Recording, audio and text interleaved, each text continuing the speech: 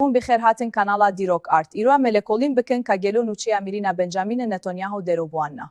Dirok Art kanalına hoş geldiniz. Bugün Benjamin Netanyahu'nun ölüm haberinin ardındaki yalanlara bakacağız.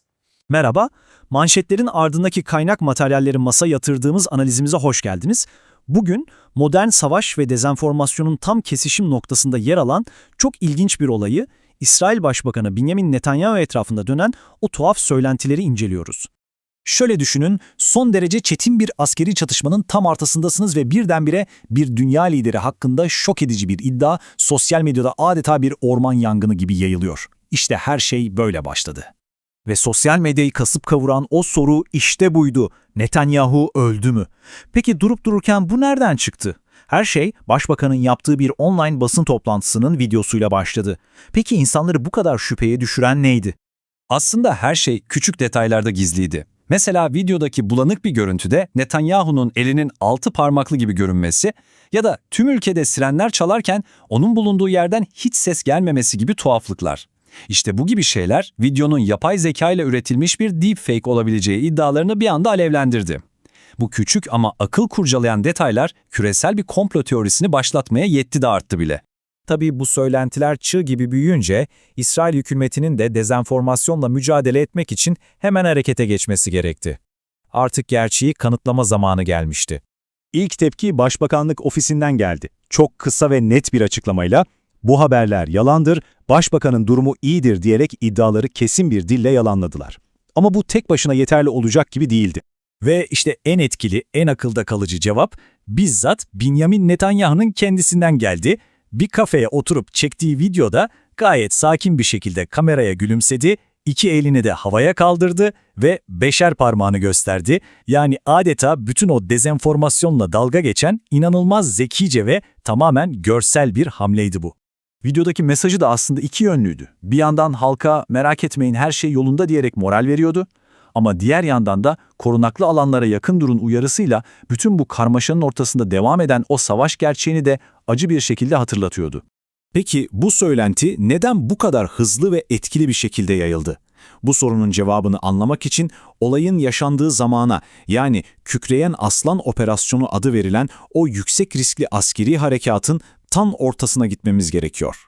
Nedir bu Kükreyen Aslan Operasyonu? İsrail ve Amerikan Silahlı Kuvvetleri'nin İran rejimini ve bölgedeki vekil güçlerini zayıflatmak için başlattığı çok geniş çaplı bir askeri operasyondu. İran geneline yüzlerce hava saldırısı ve Lübnan'daki özel hedeflere yönelik baskınlar. Yani oldukça yoğun bir dönemden bahsediyoruz. İşte savaşın bu kızgın atmosferi, o belirsizlik ve korku hali, dezenformasyonun bir silah olarak kullanılması için adeta mükemmel bir zemin hazırladı. Netanyahu hakkındaki söylenti de tam olarak bu zeminde yeşerip büyüdü. Bu söylentinin etkisini tam olarak anlamak için sadece olaya değil, olayın merkezindeki isme de yakından bakmamız şart. Yani Bibi lakabıyla tanınan ve 10 yıllardır İsrail siyasetine damga vuran Benjamin Netanyahu'ya. Netanyahu'nun kariyeri gerçekten de etkileyici bir yolculuk. İsrail'in en seçkin özel kuvvetler birimlerinden birinde başlıyor, Birleşmiş Milletler Büyükelçiliğine uzanıyor ve sonunda İsrail tarihinin en uzun süre görev yapan başbakanı olma rekoruyla taçlanıyor. Ama Netanyahu aynı zamanda İsrail siyasetinin en çok tartışılan, en kutuplaştırıcı figürlerinden biri. Politikaları ve liderlik tarzı yüzünden hem çok büyük bir destekçi kitlesi var hem de bir o kadar güçlü bir muhalefetle karşı karşıya. Siyasi kimliğine baktığımızda güvenlik konusunda asla taviz vermeyen, İran'ın nükleer programını varoluşsal bir tehdit olarak gören sert bir duruş görüyoruz. Ama madalyonun diğer yüzünde ne var? Yıllardır devam eden yolsuzluk davaları ve lideri olduğu İsrail'in en sağcı koalisyonu olarak tanımlanan hükümetle ilgili bitmek bilmeyen siyasi kavgalar. İşte bütün bunlar onun mirasının bir parçası. Sonuç olarak şunu söyleyebiliriz. Bu olay basit bir yalan haberden çok daha öte bir anlam taşıyor. Aslında bu modern savaşın yeni cephesine, yani bilgi savaşına dair elimizdeki en somut örneklerden biri. Bu olay bize şunu çok net gösteriyor. Artık sosyal medya bir cephe hattı, yapay zeka ise bir silah. Birkaç piksel ve bir algoritmayla kitlelerin algısı ne kadar kolay manipüle edilebiliyor ve bu ülkeleri istikrarsızlaştırmak için nasıl güçlü bir araca dönüşebiliyor? İşte her şey gözümüzün önünde.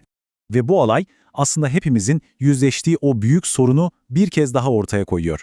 dijital savaş çağında, bir sonraki büyük krizde ekranda gördüğümüz neye inanacağız, gerçeği kurgudan nasıl ayıracağız? İşte bu sorular belki de geleceğin en kritik soruları.